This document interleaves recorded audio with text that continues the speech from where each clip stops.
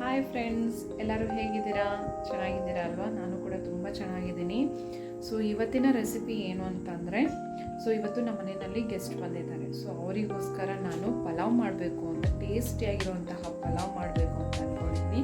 So pulao ಹೇಗೆ ಮಾಡೋದು, ಅದಕ್ಕೆ ಬೇಕಾಗಿರುವಂತಹ ಇಂಗ್ರೀಡಿಯೆಂಟ್ಸ್ ಎಲ್ಲ ಏನು ಬೇಕು ಅಂತ ಹೋಗಿ ಕಂಪ್ಲೀಟಾಗಿ ನೋಡ್ಕೊಂಡು ಬರೋಣ. ಹಾಗೆ ಯಾವ ಪ್ರೊಸೀಜರ್ ಫಾಲೋ ಮಾಡಬೇಕು ಅಂತ ಕೂಡ ನಾನು ನಿಮ್ಗೆ ಇವತ್ತು ತೋರಿಸ್ತೀನಿ. ಸೊ ಕಂಪ್ಲೀಟ್ ವಿಡಿಯೋಸ್ ಎಲ್ಲೂ ಕೂಡ ಸ್ಕಿಪ್ ಮಾಡಬೇಡಿ. ಎಲ್ಲೂ ಕೂಡ ಸ್ಕಿಪ್ ಮಾಡದೆ ಕರೆಕ್ಟಾಗಿ ವಿಡಿಯೋ ನೋಡಿ. ಸೊ ನಿಮಗೆ ಕಂಪ್ಲೀಟಾಗಿ ಯಾವ ಥರ ಇಂಗ್ರೀಡಿಯೆಂಟ್ಸ್ನ ಯೂಸ್ ಮಾಡಬೇಕು ಹಾಗೂ ಯಾವ ಥರ ಮಾಡಬೇಕು ಅಂತ ಕೂಡ ನಿಮಗೆ ಗೊತ್ತಾಗುತ್ತೆ ಇವತ್ತು. ಸೊ ಇವತ್ತಿನ ವಿಡಿಯೋದಲ್ಲಿ ನಾನು ನಿಮಗೆ ಟೇಸ್ಟಿಯಾಗಿರುವಂತಹ ಪಲಾವ್ನ ಯಾವ ಥರ ಮಾಡೋದು ಅಂತ ತೋರಿಸ್ಕೊಡ್ತೀನಿ. ಹಾಗಾದರೆ ಬನ್ನಿ, ಯಾಕೆ ತಡ ಮಾಡೋದು, ಬನ್ನಿ ಹೋಗಿ ನೋಡ್ಕೊಂಡ್ಬರೋಣ ಯಾವ ಥರ ಮಾಡೋದು. ನಾನಿಲ್ಲಿ 2 ಈರುಳ್ಳಿನ ಸಣ್ಣದಾಗಿ ಚಿಕ್ಕದಾಗಿ ಕಟ್ ಮಾಡಿಕೊಂಡು ಇಟ್ಕೊಂಡಿದ್ದೀನಿ. ಚಿಕ್ಕ ಈರುಳ್ಳಿ ಆಗಿರೋದ್ರಿಂದ ನಾನು 2 ಈರುಳ್ಳಿನ ತೊಗೊಂಡಿದ್ದೀನಿ. 2 ಮರಾಠಿ ಮೊಗ್ಗು, 3 ಏಲಕ್ಕಿ ತೊಗೊಂಡಿದ್ದೀನಿ, 4 ಚಕ್ಕೆ, ಇಲ್ಲಿ 6ರಿಂದ 8 ಲವಂಗ ತೊಗೊಂಡಿದ್ದೀನಿ, 1 ಚಿಕ್ಕ ಗಾತ್ರದ್ದು ಟೊಮೆಟೊನ ತೊಗೊಂಡಿದ್ದೀನಿ, ನಿಂಬೆ ಗಾತ್ರದ್ದು, 1 ಟೇಬಲ್ ಸ್ಪೂನ್ ಅರಿಶಿನ ತೊಗೊಂಡಿದ್ದೀನಿ, 2 ಟೇಬಲ್ ಸ್ಪೂನ್ ಗರಂ ಮಸಾಲ ತೊಗೊಂಡಿದ್ದೀನಿ.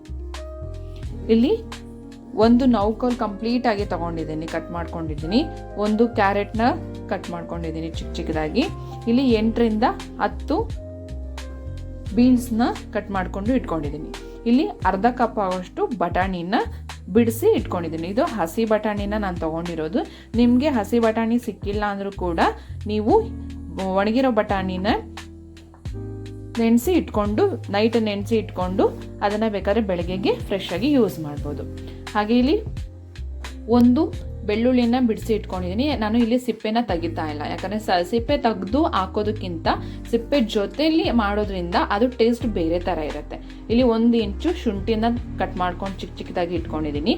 5 ಹಸಿಮೆಣಸಿನ್ಕಾಯಿನ ತೊಗೊಂಡಿದ್ದೀನಿ, 1 ಇಡಿ ಪುದೀನ, 1 ಇಡಿ ಕೊತ್ತಂಬರಿ ಸೊಪ್ಪು, 5 ಹಸಿಮೆಣಸಿನ್ಕಾಯಿ, 1 ಇಂಚು ಶುಂಠಿ, ಹಸಿ ಶುಂಠಿನ ಕಟ್ ಮಾಡಿಕೊಂಡು ಇಟ್ಕೊಂಡಿದ್ದೀನಿ. ಇಲ್ಲಿ 1 ಬೆಳ್ಳುಳ್ಳಿನ ಬಿಡಿಸ್ಕೊಂಡು ಇಟ್ಕೊಂಡಿದ್ದೀನಿ. ಸೊ ಇದರಲ್ಲಿ ನಾನು ಸಿಪ್ಪೆನ ತೆಗ್ದಿಲ್ಲ, ನೀವು ನೋಡ್ತಿರ್ಬೋದು. ಇಲ್ಲಿ ಸಿಪ್ಪೆನ ನಾನು ತೆಗ್ದಿಲ್ಲ. ಸೊ ಸಿಪ್ಪೆ ಯಾಕೆ ತೆಗ್ದಿಲ್ಲ ಅಂದರೆ, ಸಿಪ್ಪೆ ತೆಗೆದು ಹಾಕೋದಕ್ಕಿಂತ ಸಿಪ್ಪೆ ಜೊತೆಗೆ ಹಾಕಿದ್ರೆ ಅದೊಂಥರ ಟೇಸ್ಟ್ ಬರುತ್ತೆ. ನೀವು ಟ್ರೈ ಮಾಡಿ, ಬೇಕಾದ್ರೆ ನೋಡ್ಬೋದು.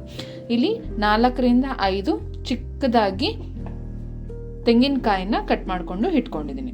ಸೊ ಇಲ್ಲಿ ನೋಡಿದ್ರಲ್ವ, ಇಷ್ಟು ನಾನು ಇಂಗ್ರೀಡಿಯೆಂಟ್ಸ್ಗಳನ್ನ ರೆಡಿ ಮಾಡಿಕೊಂಡು ಇಟ್ಕೊಂಡಿದ್ದೀನಿ.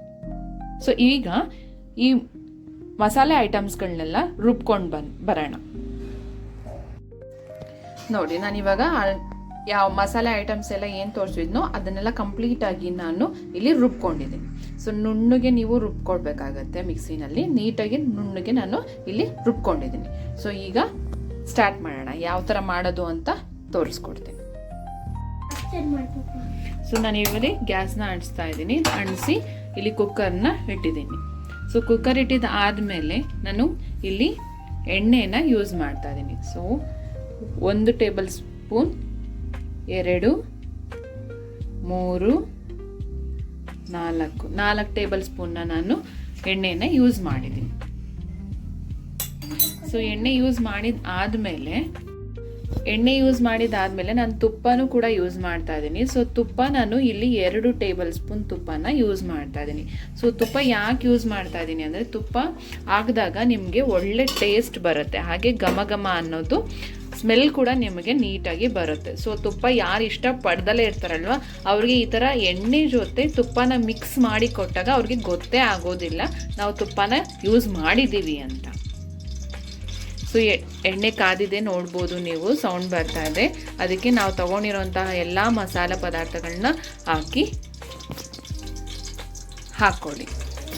ಸೊ ಹಾಕಿದ ಆದಮೇಲೆ ಅದನ್ನು ನೀಟಾಗಿ ಅಳ್ಳಾಡಿಸಿ, ಯಾವುದೇ ಕಾರಣಕ್ಕೂ ಅದು ಸೀದೋಗೋ ಥರ ಬಿಡಬೇಡಿ. ಸೊ ಅದಾದಮೇಲೆ ಈರುಳ್ಳಿನ ಹಾಕ್ತಾಯಿದ್ದೀನಿ. ಏನು ಕಟ್ ಮಾಡ್ಕೊಂಡು ಇಟ್ಕೊಂಡಿದ್ವಲ್ಲ ಈರುಳ್ಳಿನ, ನೀಟಾಗಿ ಈರುಳ್ಳಿನ ಹಾಕ್ತಾಯಿದ್ದೀನಿ.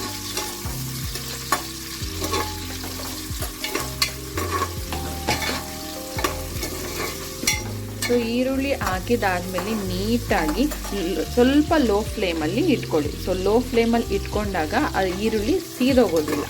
ಸೊ ಅದು ನೀಟಾಗಿ ಬೇಯುತ್ತೆ. ಸೊ ಸೊ ನೀಟಾಗಿ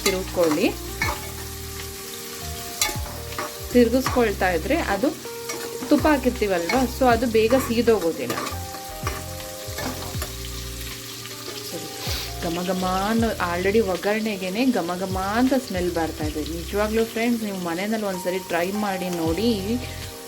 ಈಸಿ ಅಂತ ರೆಸಿಪಿನ ನಿಮಗೆ ಬೇಗನೆ ಅಡುಗೆ ಆಗೋಗುತ್ತೆ. ಬೇಗನೆ ಒಂದು ಪಲಾವ್ನ ನೀವು ರೆಡಿ ಮಾಡ್ಕೊಳ್ಬೋದು. ನಿಮ್ಮ ಮನೆಗೆ ಯಾರಾದರೂ ಗೆಸ್ಟ್ ಬಂದಾಗ ಅಥವಾ ಹಬ್ಬ ಹರಿದಿನ ಬಂದಾಗ ಬೇಗ ಮಾಡ್ಕೊಳ್ಬೇಕು ಅಂದರೆ ಒಂದು 8-10 ನಿಮಿಷದಲ್ಲಿ ನೀವೆಲ್ಲ ರೆಡಿ ಮಾಡ್ಕೊಂಡಾಗ 8-10 ನಿಮಿಷದಲ್ಲಿ ಎಲ್ಲ ಆಗೋಗುತ್ತೆ. ಸೊ ಅದಾದಮೇಲೆ ನಾನು ರುಬ್ಬಿರೋಂತಹ ಮಸಾಲೆನ ಇದರೊಳಗಡೆ ಹಾಕ್ತಾಯಿದ್ದೀನಿ. ಏನು ರುಬ್ಬಿಟ್ಕೊಂಡಿದ್ದೀನಲ್ವ ಆ ಮಸಾಲೆನ ಇದರೊಳಗಡೆ ಹಾಕಿ ನೀಟಾಗಿ ಅದನ್ನು ತಿರುಗಿಕೊಳ್ತಾ ಇದ್ದೀನಿ. ನೋಡ್ತಿರ್ಬೋದು ನೋಡಿ, ತುಪ್ಪ ತಿಂದಲೇ ಯಾರು ಇರ್ತಾರಲ್ವ, ಮಕ್ಕಳು ಅಥವಾ ಸ್ವಲ್ಪ ದೊಡ್ಡವರು ಯಾರು ಡಯಟ್ ಮಾಡ್ತಾ ಇರ್ತಾರೋ ಅವರು ತುಪ್ಪನ ಇಷ್ಟಪಡೋದಿಲ್ಲ. ಸೊ ಅಂಥವ್ರಿಗೆ ನೀವು ಬೇಕಾದರೆ ಈ ಥರ ಎಣ್ಣೆಯಲ್ಲಿ ತುಪ್ಪನ ಕೂಡ ಮಿಕ್ಸ್ ಮಾಡಿ ನೀವು ಈ ಥರ ಟೇಸ್ಟ್ ಮಾಡಿಕೊಟ್ಟಾಗ ಅವರು ತುಪ್ಪನ ಅಬ್ಸರ್ವೇ ಮಾಡೋದಿಲ್ಲ, ಆರಾಮಾಗಿ ನೀಟಾಗಿ ತಿಂತಾರೆ. ನೋಡಿ ಅಲ್ಲಿ ಎಣ್ಣೆ ಮೇಲೆ ತೆಳ್ತಾ ಬರ್ತಾ ಇದೆ, ನೋಡ್ತಾ ಇದ್ದೀರಲ್ವಾ. ಸೊ ನೀಟಾಗಿ ಅದು ಎಲ್ಲ ಮಿಕ್ಸ್ ಆಗಬೇಕು. ಮಿಕ್ಸ್ ಆಗೋವರೆಗೂ ನೀವು ನೀಟಾಗಿ ತಿರುಕೊಳ್ಳಿ. ಸೊ ಇದಾದಮೇಲೆ ನಾವೇನು ಅರಿಶಿನ ಮತ್ತು ಗರಂ ಮಸಾಲ ಇಟ್ಕೊಂಡಿರ್ತೀವಲ್ವ ಅದನ್ನು ಹಾಕ್ಕೊಳ್ಬೇಕಾಗುತ್ತೆ. ಸೊ ಹಾಕ್ಕೊಂಡು ನೀಟಾಗಿ ಅದನ್ನು ತಿರುಕೊಳ್ಳಿ.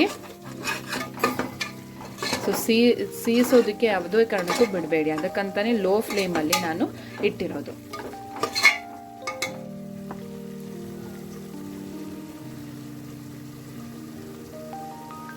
ನೋಡ್ತಾ ಇರಬೇಕು ಫ್ರೆಂಡ್ಸ್, ನೀವು ಸ್ಮೆಲ್ ಹೇಗೆ ಬರ್ತಾ ಇದೆ, ಹೊಗೆ ಹೇಗೆ ಬರ್ತಾ ಇದೆ ನೋಡ್ತಾ ಇದ್ದೀರಲ್ವ. ಸೊ ನೋಡಿ ನೀಟಾಗಿ ಅದು ತಿರುಕೊಂಡು ಆದಮೇಲೆ ಈಗ ಏನು ತರಕಾರಿಗಳನ್ನ ಕಟ್ ಮಾಡಿಕೊಂಡು ಇಟ್ಕೊಂಡಿರ್ತೀರಲ್ವ, ಸೊ ಅದನ್ನೆಲ್ಲ ಒಂದೊಂದಾಗಿ ನಾನು ಹಾಕ್ಕೊಳ್ತಾ ಇದ್ದೀನಿ. ಸೊ ಈಗ ಕ್ಯಾರೆಟನ್ನು ನೀಟಾಗಿ ಹಾಕ್ತಾ ಇದ್ದೀನಿ. ಅದಾದಮೇಲೆ ಬೀನ್ಸ್ನ ಹಾಕ್ಕೊಳ್ತಾ ಇದ್ದೀನಿ. ಬಟಾಣಿ ಏನು ತಗೊಂಡಿದ್ದೆ ಅಲ್ವಾ ಆ ಬಟಾಣಿನೂ ಕೂಡ ಹಾಕ್ತಾ ಇದ್ದೀನಿ. ಜೊತೆಗೆ ನೌಕೋಲ್ನ ಕೂಡ ಕಟ್ ಮಾಡ್ಕೊಂಡು ಇಟ್ಕೊಂಡಿದ್ದ ಎಲ್ಲ ತರಕಾರಿನ ನೀಟಾಗಿ ಹಾಕಿ ಅದನ್ನು ನೀಟಾಗಿ ತಿರುಕೊಳ್ಳಿ.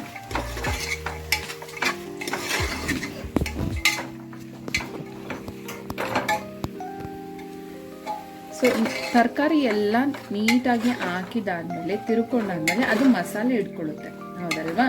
ಸೊ ಮಸಾಲೆ ಎಲ್ಲ ಇಟ್ಕೊಂಡಿದ್ದಾದ್ಮೇಲೆ ಅದರ ನಂತರ ನಾವೇನು ಟೊಮೆಟೊನ ಕಟ್ ಮಾಡ್ಕೊಂಡಿರ್ತೀವಲ್ವ ಅದನ್ನು ಕೂಡ ಹಾಕೊಳ್ಳೋಣ. ಸೊ ಟೊಮೆಟೊನೂ ಹಾಕಿ ನೀಟಾಗಿ ತಿರುಕೊಳ್ಳೋಣ. ಅದನ್ನು ಕಂಪ್ಲೀಟಾಗಿ ಮಸಾಲೆ ಎಲ್ಲ ಅದಕ್ಕೆ ತರಕಾರಿಗಳಿಗೆ ನೀಟಾಗಿ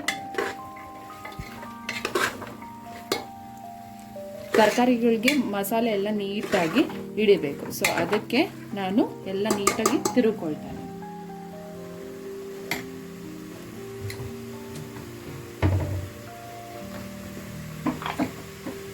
ಸೊ ತರಕಾರಿಗಳ ಜೊತೆಗೇನೆ ನಾನಿಲ್ಲಿ ಟೇಬಲ್ ಸಾಲ್ಟ್ನ ಯೂಸ್ ಮಾಡ್ತಾ ಇದ್ದೀನಿ. ನಾನು ಆವಾಗಲೇ ನಿಮಗೆ ತೋರಿಸಿರಲಿಲ್ಲ. ಸೊ ಈಗ ನಾನು ಟೇಬಲ್ ಸಾಲ್ಟ್ನ ಯೂಸ್ ಮಾಡ್ತಾ ಇದ್ದೀನಿ. ಸೊ ತರಕಾರಿ ಬೇಯ್ತಾ ಇರಬೇಕಾದ್ರೆ, ಫ್ರೈ ಆಗ್ತಾ ಇರಬೇಕಾದ್ರೆ 2 ಟೇಬಲ್ ಸ್ಪೂನ್ ನೀವು ಟೇಬಲ್ ಸಾಲ್ಟ್ನ ಯೂಸ್ ಹಾಕ್ಕೊಂಡು ನೀಟಾಗಿ ಕಲಿಸ್ಕೊಳ್ಳಿ. ಯಾಕಂದರೆ ಟೇಬಲ್ ಸಾಲ್ಟ್ನ ಹಾಕ್ಕೊಂಡಾಗ ಅದು ನೀಟಾಗಿ ತರಕಾರಿಗೆ ಅಬ್ಸರ್ವ್ ಆಗುತ್ತೆ. ಸೊ ಅವಾಗ ಟೇಸ್ಟ್ ನೀಟಾಗಿರುತ್ತೆ. ಸೊ ಬೇಯಬೇಕಾದ್ರೆ ನೀವು ಟೇಬಲ್ ಸಾಲ್ಟ್ನ ಯೂಸ್ ಮಾಡಿ.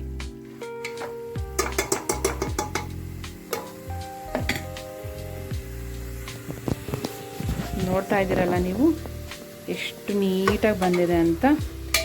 ಯಾರಿಗೆ ಬಿಗಿನರ್ಸ್ ಇರ್ತಾರೋ ಅಡುಗೆ ಮಾಡೋದ್ರಲ್ಲಿ ಅವ್ರಿಗೂ ಕೂಡ ಇದು ಈಸಿಯಾಗಿ ರೆಸಿಪಿ ಬಂದ್ಬಿಡುತ್ತೆ.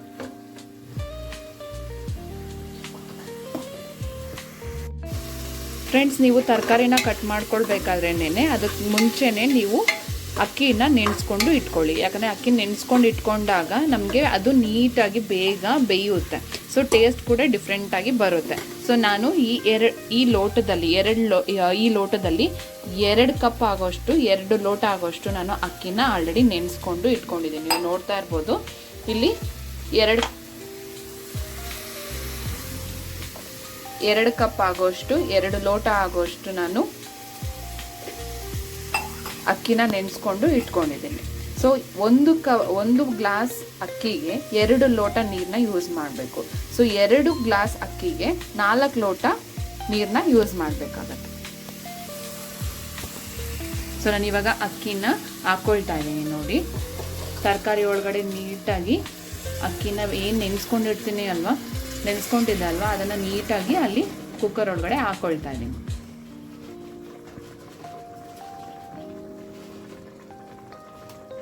ಸೊ ಹಾಕ್ಕೊಂಡಿದ್ದಾದಮೇಲೆ ನೀಟಾಗಿ ಅದನ್ನು ಕಲಿಸ್ಕೊ. ಸೊ ನೀಟಾಗಿ ಕಲಿಸ್ಕೊಂಡಿದ್ದಾದಮೇಲೆ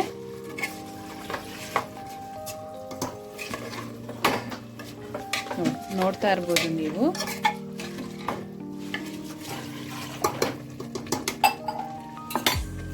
ನಾನು ಹೇಳಿದ್ನಲ್ವಾ, 1 ಲೋಟ ಅಕ್ಕಿಗೆ 2 ಲೋಟ ನೀರು ಅಂತ. ಸೊ 4 ಲೋಟ ನೀರನ್ನು ನಾನು ಹಾಕ್ಕೊಂಡಿದ್ದೀನಿ. ಸೊ ಹಾಕಿದ್ದಾದ್ಮೇಲೆ ಚೆನ್ನಾಗಿ ಇಲ್ಲಿ ತಿರುಗಿಸ್ಕೊಳ್ಳೋಣ.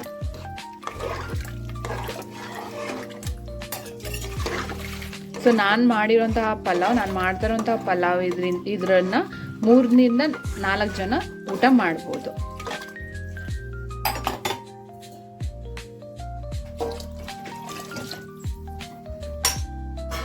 ಸೊ ಆ ನೀರೆಲ್ಲ ಹಾಕಿದಾದ್ಮೇಲೆ ನಾನು 4 ಲೋಟ ನೀರನ್ನ ಯೂಸ್ ಮಾಡಿದಾದ್ಮೇಲೆ ಚೆನ್ನಾಗಿ ತಿರುಕೊಳ್ಬೇಕಾಗತ್ತೆ. ಸೊ ತಿರುಕೊಂಡಾದ್ಮೇಲೆ ಅದು 1 ಕುದಿ ಬರೋವರೆಗೂ ನೀವು ಪ್ಲೇಟ್ನ ಮುಚ್ಚಬೇಡಿ. ಸೊ ಯಾಕಂದರೆ ಅದು ಅಕ್ಕಿ ಎಷ್ಟು ನೀಟಾಗಿ ಕುದ್ದಿದ್ದು ಆದಮೇಲೆ ನೀವು ಮುಚ್ಚಳ ಮುಚ್ಚಿದಾಗ ಅದ್ರ ಟೇಸ್ಟೇ ಡಿಫ್ರೆಂಟಾಗಿ ಇರುತ್ತೆ. ಸೊ ಅದನ್ನು ಅಕ್ಕಿ ಹಾಕಿದಾದ್ಮೇಲೆ ಕುದಿಯೋದಕ್ಕೆ ಬಿಡಿ. ನೋಡಿ ಫ್ರೆಂಡ್ಸ್, ಇವಾಗ ಕುದೀತಾ ಇದೆ. ಸೊ 1 ಕುದಿ ಬಂದಿದ್ದು ಆದಮೇಲೆ ನೀಟಾಗಿ ಮುಚ್ಚಳವನ್ನು ಮುಚ್ಚಬೇಕಾಗುತ್ತೆ. ಸೊ ನೀಟಾಗಿ ಮುಚ್ಚಳವನ್ನು ಮುಚ್ಚಿದ ಆದಮೇಲೆ ನೀವು 2 ವಿಷಲ್ ಬರೋವರೆಗೂ ನೀಟಾಗಿ ಬಿಡಿ. ಜಾಸ್ತಿ ವಿಷಲ್ನ ಮಾಡಿಸ್ಬೇಡಿ, ಯಾಕಂದರೆ ತಳ ಸೀದೋಗುತ್ತೆ. ಸೊ 2 ವಿಷಲ್ ಬರೋವರೆಗೂ ಬಿಡಿ. ಈಗ 2 ವಿಷಲ್ ಆಗಿದೆ. ಸೊ ಇವಾಗ ನಾನು ಓಪನ್ ಮಾಡ್ತಾ ಇದ್ದೀನಿ. ನೋಡಿ ಫ್ರೆಂಡ್, ನೀವೇ ನೋಡಿ ಎಷ್ಟು ಸೂಪರಾಗಿ ಬಂದಿದೆ ಅಂತ ನೀವೇ ನೋಡ್ತಿರ್ಬೋದು. ಸೊ ಇದನ್ನು ನೀಟಾಗಿ ಒಂದ್ಸರಿ ತಿರುಗ್ಕೊಳ್ಳೋಣ. ನೋಡಿ, ನೀಟಾಗಿ ಆಗಿದೆ ಅದು. ಸೊ ನೀಟಾಗಿ ಆಗಿರೋದನ್ನ ನೀಟಾಗಿ ತಿರುಗ್ಕೊಳ್ಳೋಣ. ಸೊ ಈಗ ಇದು ರೆಡಿ ಇದೆ, ಸರ್ವ್ ಮಾಡ್ಕೊಳ್ಳೋಣ. ಸೊ ಒಂದು ತಟ್ಟೆಯಲ್ಲಿ ನಾನು ಸರ್ವ್ ಮಾಡ್ಕೊತೀನಿ. ನೋಡಿ ಫ್ರೆಂಡ್ಸ್, ಈಗ ಪಲಾವ್ ರೆಡಿ ಆಗಿದೆ. ಸರ್ವ್ ಮಾಡ್ಕೊಂಡಿದ್ದೀನಿ ನಾನು ಒಂದು ಪ್ಲೇಟಿಗೆ. ಸೊ ನೋಡಿ, ಇವಾಗ ಎಷ್ಟು ಘಮ ಘಮ ಅಂತ ಇದೆ ಅಂದರೆ ಅಷ್ಟು ಘಮ ಘಮ ಅಂತ ಇದೆ. ಸೊ ಇವಾಗ ಇದು ಪಲಾವ್ ನೀಟಾಗಿ ರೆಡಿ ಆಗಿದೆ. ಸೊ ಇದನ್ನು ನಾನು ಸರ್ವ್ ಮಾಡ್ಕೊಂಡಿದ್ದೀನಿ. ಸೊ ಇದ್ರ ಜೊತೆಗೆ ಮೊಸರು ಬಜ್ಜಿನ ಹಾಕ್ಕೊಂಡು ನೀಟಾಗಿ ತಿಂತಾ ಇದ್ದರೆ ನೀವು ಬೇಕಾದರೆ ಇನ್ನೂ ಒಂದು ಸ್ವಲ್ಪ ಹಾಕಿಸ್ಕೊಳ್ಳೋದು ಕೂಡ ಇರುತ್ತೆ ನಿಮ್ಮ ಫ್ಯಾಮಿಲಿ ಮೆಂಬರ್ಸಲ್ಲಿ, ನೋಡ್ಕೊಳ್ಳಿ ಬೇಕಾದರೆ. ಸೊ ಇದನ್ನು ಒಂದ್ಸರಿ ನಿಮ್ಮ ಮನೆಯಲ್ಲಿ ಟ್ರೈ ಮಾಡಿ. ಸೊ ಟ್ರೈ ಮಾಡಿ ಹೇಗಿತ್ತು ರೆಸಿಪಿ ಅಂತ ಕಮೆಂಟ್ ಬಾಕ್ಸಲ್ಲಿ ಕಮೆಂಟ್ ಮಾಡಿ. ನೋಡಿದ್ರಲ್ಲ ಫ್ರೆಂಡ್ಸ್, ಯಾವ ಥರ ಪಲಾವ್ ಮಾಡೋದು ಅಂತ. ಪಲಾವ್ ಅಂತೂ ತುಂಬ ಚೆನ್ನಾಗಿ ಬಂದಿದೆ. ನಾನಂತೂ ಇವಾಗ ಹೋಗಿ ನಮ್ಮ ಗೆಸ್ಟ್ ಜೊತೆ ನಾಷ್ಟಾನ ಮಾಡ್ತೀನಿ, ಟಿಫನ್ ಮಾಡ್ತೀನಿ. ಸೊ ನೀವು ಕೂಡ ಇದನ್ನು ಒಂದು ಸಾರಿ ನಿಮ್ಮ ಮನೆಯಲ್ಲಿ ಟ್ರೈ ಮಾಡಿ, ತುಂಬ ಚೆನ್ನಾಗಿ ಬರುತ್ತೆ. ಟ್ರಸ್ಟ್ ಮೀ, ಓಕೆನಾ? ಸೊ ಎಲ್ರಿಗೂ ಇಷ್ಟ ಆಗಿದೆ ಅಂತ ಅನ್ಕೊತೀನಿ. ಈ ವಿಡಿಯೋ ಲೈಕ್ ಮಾಡಿ, ಕಮೆಂಟ್ ಮಾಡಿ, ಸಬ್ಸ್ಕ್ರೈಬ್ ಮಾಡ್ಕೊಳ್ಳೋದನ್ನು ಖಂಡಿತವಾಗ್ಲೂ ಮರಿಬೇಡಿ. ದಯವಿಟ್ಟು ಸಬ್ಸ್ಕ್ರೈಬ್ ಮಾಡಿ. Thank you for watching.